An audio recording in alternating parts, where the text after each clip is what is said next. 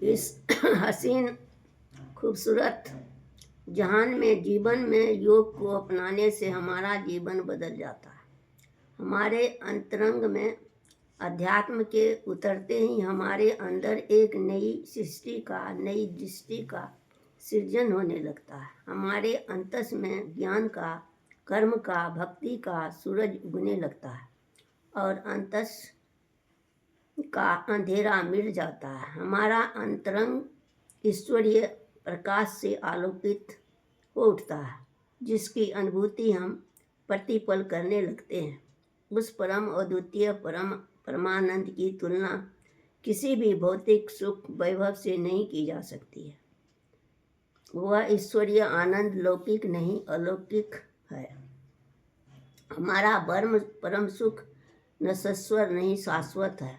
इस परम सुख को पाने के लिए ऋषियों ने भौतिक सुख को परित्याग किया। हमारे लिए भी यह मार्ग सुलभ है। हम भी यह मानव तन पाकर परम आनंद की प्राप्ति कर सकते हैं। जीवन के परम लक्ष्य को पाने और जीवन को जन्म मरण के चक्र से हमेशा के लिए मुक्त हो जाने का माध्यम बन सकते हैं।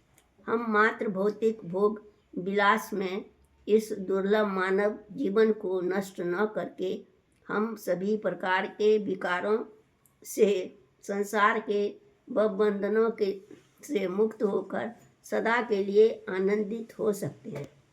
चित्त के निर्मल, पवित्र, स्वच्छ होते ही हम परम ईश्वरीय अनुग्रह बरसने लगते हैं। हमारे भी भीतर करुणा, प्रेम, संवेदना के अनंत स्रोत फूट पड़ते हैं।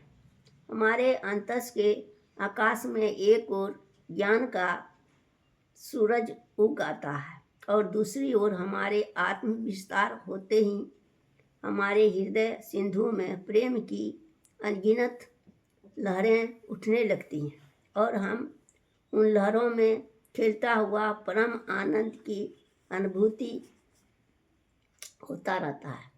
हम हमेशा सच्चित आनंद के मस्ती में आनंद विभोर रहते हैं।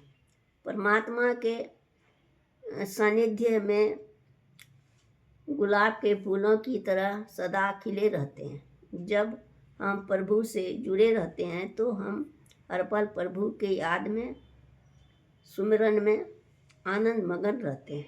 हमारा जीवन प्रभु का परम प्यार पाकर कीर्त धन्य धन्य हो जाता है।